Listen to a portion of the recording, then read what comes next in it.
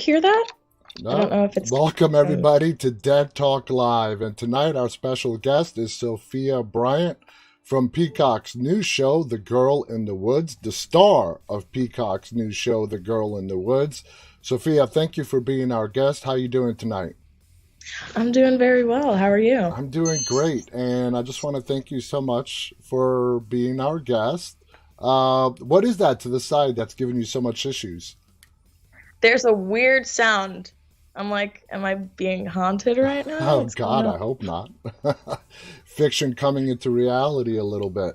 So let's go ahead and get started. When you found out that you booked the role for Tasha on this, big show on a big network, walk us through what your feelings were. Oh my gosh. I mean, excitement. I don't know. I mean, excitement, and of course, I always get excited about my character. My immediate thing that I do with any project when I know I'm gonna be working on something new is I try and pick apart my character and see how much of myself I can find in there, and um, kind of see what else I'm gonna have to bring. And something really cool we did for all of our characters to kind of help with the process, because it was also hard to, we were shooting over COVID, Mm-hmm. so we couldn't be together all the time. And we kind of got creative with ways to keep ourselves in our characters' shoes without always, running to our script. So we made playlists this summer of just like music our characters would listen to. And that was a huge tool for me, because there's never a quiet moment in my house. I always have something on. And yeah, I made a playlist. It was really That is really common though. You'd be surprised how many people I've interviewed that do the same thing. It seems like music really helps actors get into their character. When you Yeah, first read what Tasha is all about, are there any similarities between yourself and Tasha? definitely. I mean, I'm from New York, born and raised, hardcore New Yorker. Like, I'm never gonna stop talking about it. Neither am um, I. I Are you as well? Oh, I'm from Queens. Nice. Um, yeah, no, but I'm also half Finnish. My mom is from Finland, and I started my schooling there. So, um, I kind of had this weird moment where I stuck out like a sore thumb in all of my friend groups, not only my class, but almost my entire school. I got used to kind of being the only POC in uh, my immediate environment. Mm-hmm. And so I definitely, had to channel back to some of that when I was playing Tasha this summer, because she's this ultimate cool city girl, but she also lives in this tiny mining town and sticks out like a sore thumb. And her best friend Nolan is kind of her, other pea in that pod. They Mm-hmm. kind of stick around for each other. But And help I each. kind of, the city girl, but also used to sticking out like a sore thumb. Now, That the synopsis, because the show just came out October 21st, it got released. I know there are a lot of people who haven't seen it yet, and they should see it. It's a great show. It's about a girl who escapes a cult, and this is where it becomes really fantasy. And this cult is protecting the world from monsters that live inside and keep them locked away behind a door. Is yeah. this your first take into something that is really into this science fiction fantasy world that you've ever done? Um, this is definitely the most I've ever done. We kind of explored it in I'm Not Okay with This, but we really, really, went in with the monsters on this show. Even on set, just I'm a huge scaredy cat. Just the amount of monsters I was encountering was definitely more than any other show I've done.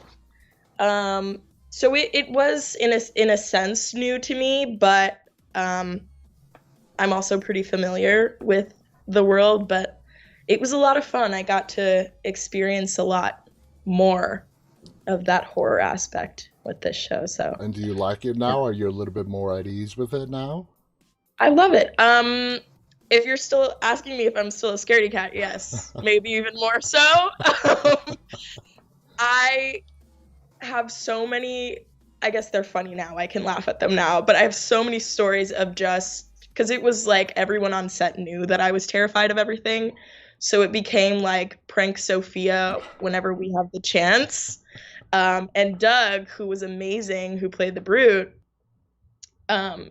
is this giant. And whenever we weren't shooting, he was still kind of in the monster suit. Uh-huh. And so around my chair and like grab my ear or something, and I would scream. And they'd be like, "Oh, Doug just looked at Doug just went over to Sophie." Like it was, everyone knew. Everybody knows to pick on poor Sophia. Is this your first time as a lead role in your career so far? This I definitely would say this is kind of one of the projects where I'm leading. I did also do Never Better, which is a feature that I did with the amazing director Julianne Fox. I love you. Which is also coming out very soon. Completely different realm. I play a girl with CF going through the pandemic and kind of the trials and tribulations of quarantining by herself. But no, Tasha was definitely, I had a lot more work with her character. And I had a lot of fun with her because I really felt like I had more room to explore and create her. And yeah. So I hope tell more. our audience, in your opinion, what are Tasha's biggest strengths and vulnerabilities? Yeah, she's dealing with a lot this season. A lot of internal battles. She's dealing with the recent loss of her mother, her dad's debt, and now this portal in the woods that she's learned about, that she kind of gets sucked into the situation. And it's kind of because she's such a loyal friend, which I definitely would say is one of her strengths. She's incredibly loyal to her friends. But she also has a hard time sometimes stepping up to the plate and physically helping her friends because she gets overwhelmed so easily. And she also doesn't really talk about the things that overwhelm her. She kind of pushes it to the side and deals with it on her own.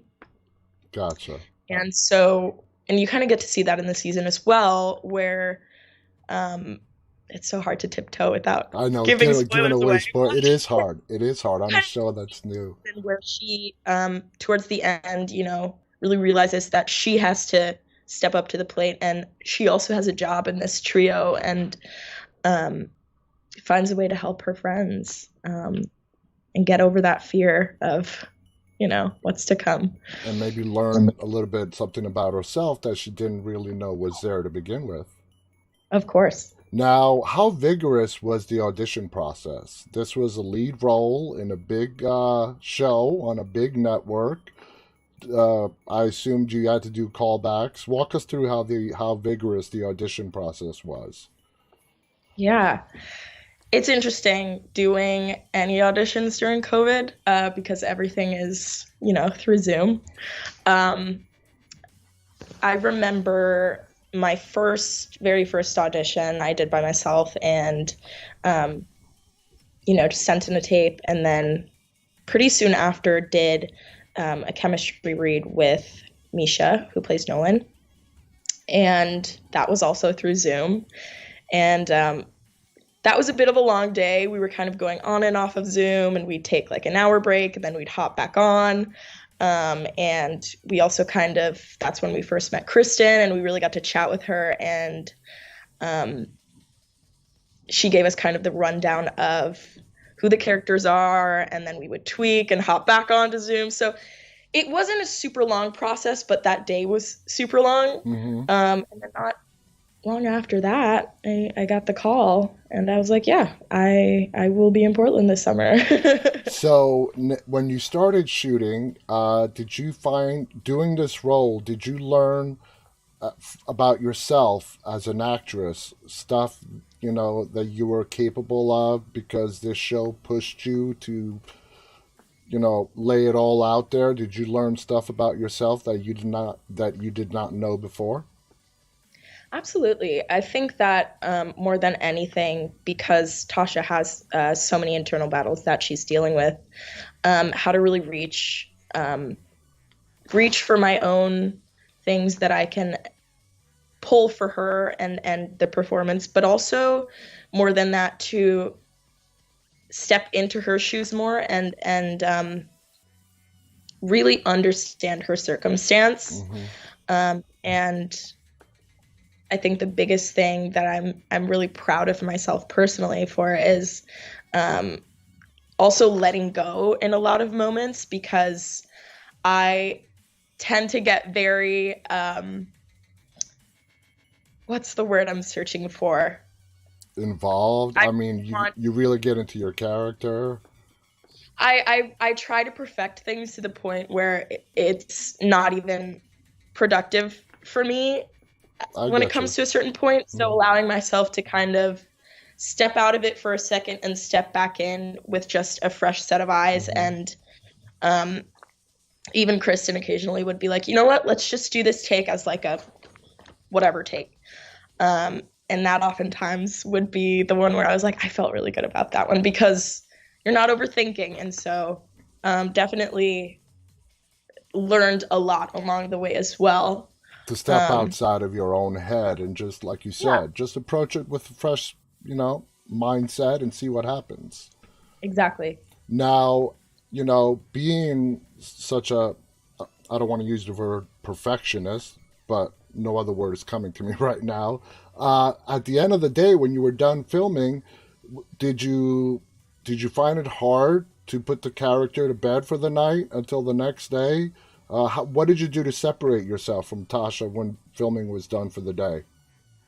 Yeah, well, again, going back to music was a huge tool for me this summer. I also that's my go-to form of media that I like to kind of indulge in. And so kind of going back and just listening to an album that I really like to listen to, that I have great memories with friends, or watching a movie, or even reading a book or something that has a very personal memory for me, instantly kind of switches me back. But it was tricky at times because we are so similar. I think Tasha is definitely me at maybe a younger age. But yeah, I mean, going home, even on the car ride home, just listening to music that is very personal to me, that I don't associate with Tasha at all, was a really good tool. Now, the show, like I said, debuted October 21st. How nervous were you the day before? Are you the kind of person before a show or movie of yours is about to debut, how is it going to be received? Or do you just try to tune all of that out? Yeah, I'm so lucky. I have such a good support system. All of my friends and family know that I do not like to watch anything for the first time with other people. Okay. And they completely respect that. And I wasn't necessarily nervous, but I definitely, called up my parents and my friends, and I was like, hey, so the show's coming out tomorrow. No, I will not have you guys over. We can all watch this in our own houses, and then we can watch it together somewhere down the line.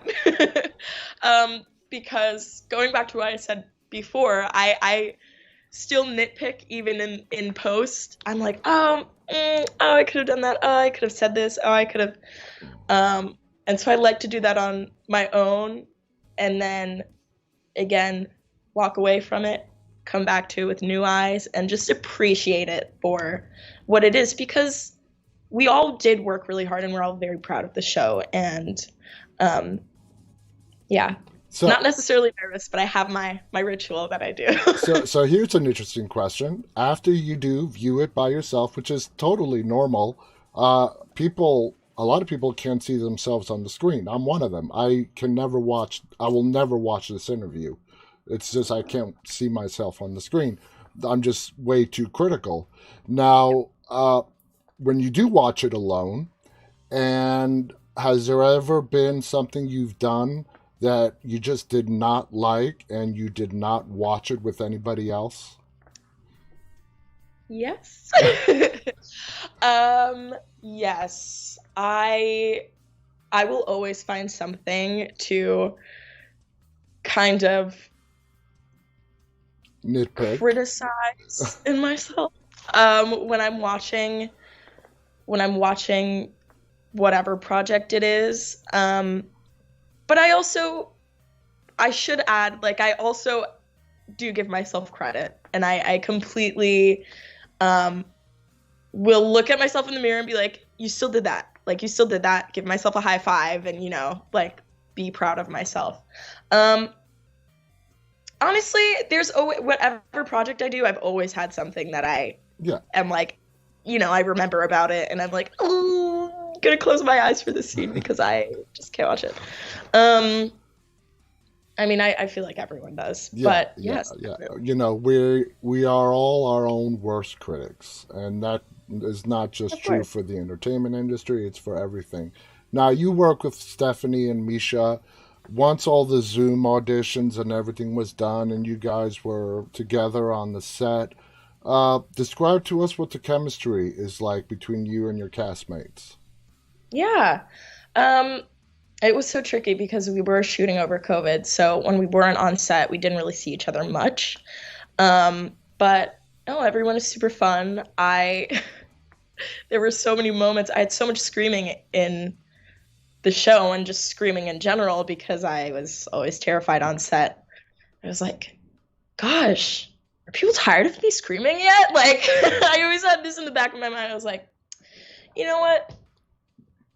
Maybe I should just sit in a corner by myself and not bother everyone with this screaming all the time. I'm not kidding you. I was always terrified. We also shot in this super dark stage for most of the mine stuff. And so, like, we really were in the dark getting chased by a literal, like, 8-foot person in this, like, monster suit.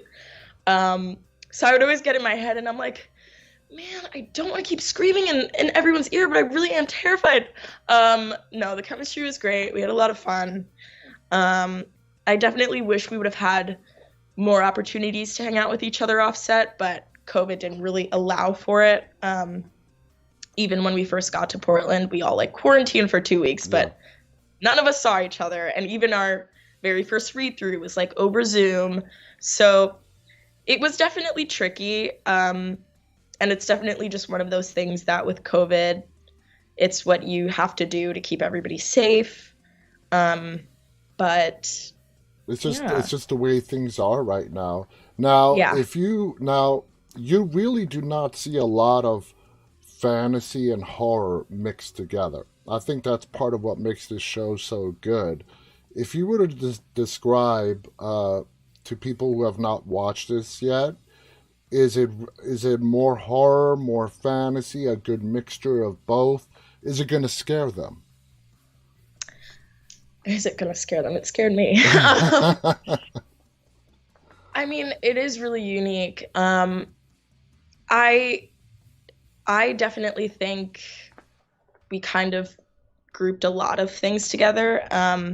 Overall, what I hope people kind of take away from it is also the kind of underlying messages and just themes that we explore. Yes, it is horror fantasy, but we also kind of explore gender identity and sexuality. And another thing that really drew me in when I first read the script was how organically we kind of bring it up in the season. It's not glamorized, and we show a lot of those in between moments, especially with Nolan's gender identity.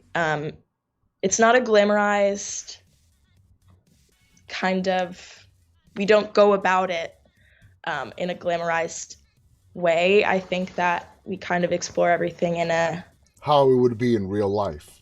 right. And that's what I really hope people resonate Yeah. with. But definitely expect, some horror and gore. That's another thing. I when we were shooting, I was like, that's a lot of blood.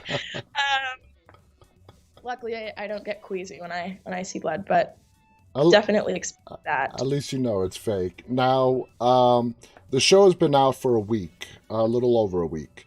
What has been the reception you have been receiving on social media from the fans? Has it been very positive? Tell us about it. Oh my gosh, so positive. Going back to what I said before, um, it's the most rewarding thing when I get messages and just see people um, feeling seen and represented on screen. And another thing that I really liked about this show was that me being a Black woman and having this role, I kind of like this is a role I wish I would have seen on TV when I was younger. And so it's the most rewarding thing to hear that people feel seen and can resonate with my character and Nolan's character and Carrie. And hmm yeah, yeah, it's been super, super positive. Now, the show also has a big action element to it. Like I said, it brings a lot of different aspects to it. Uh, Tell us about that and the action that is involved in the show. Yeah, no, a lot of running. I I run from literally every single monster this season, so I got my steps in this summer. No, it's really exciting. I love the action aspect of it. Especially being in the woods, we really kind of, when we were on set, we all kind of felt like we were transported into this universe that was created. Um, yeah, it really adds, even for us, the actors, it gives us a lot to play with, and I mean, I love actions. Now, one of the real big standouts when it comes to the first episode are the costumes. Really beautiful, elaborate costumes done by Aaron Aldridge Orr. Um, and it really plays well into the story. What were your thoughts on those costumes and just the work that went into making them? Yeah. Um, yeah, no, they were awesome. All of the colony stuff looked so great, and it really added to, again, just being on set and having everyone, dressed in their colony gear really made you feel like you were transported into this universe. Another great tool to kind of help us get into character, especially um, so hard to talk about the show without spoiling anything, but when Tasha and Nolan are also kind of faced with Carrie, I'll say, Yeah. um, it really was one of those things where you can see how different um, the colony world is, and then Tasha and Nolan in their like X, Y, and Z every day. Yeah. It was really awesome. I think we did a great job with showing how drastically different uh, the worlds are that all of the characters come from, and then it adds to the beauty when they all come together at the end and kind of form this What are your monster-ending trio. thoughts when a story is told beyond just dialogue? Like in this case, the costumes. A lot of directors like to focus on colors and sound, and there's so much, and every director and filmmaker has their own thing. Just the costume, for example, and what we were just talking about. How important is that, do you think, and as you're learning throughout going through this industry, it is to a television show, to a film, and whatnot. Yeah, no, it's just another tool to kind of um, explain the story. I think that, um, like what I said before, um, with the costumes, it adds to, um, you can really see how different the worlds are that Carrie comes from versus Nolan and Tasha. I mean, it just adds to the world. It adds to the universe that we're creating for the show, and um, yeah. Now, one of our prior guests was Jacob Chase, and him working alongside with Kristen, they've developed something really special. What are your thoughts on working with them with this? I love both of them.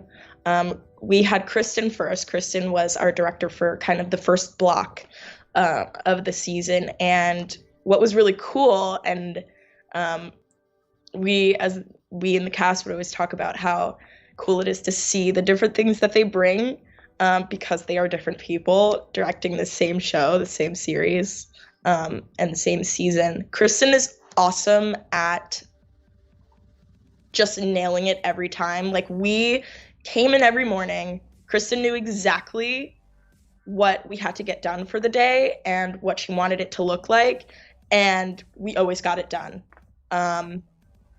Jacob is so detail oriented, and it really really shows. Especially because we do a lot of the kind of horror and gore towards the end of the season.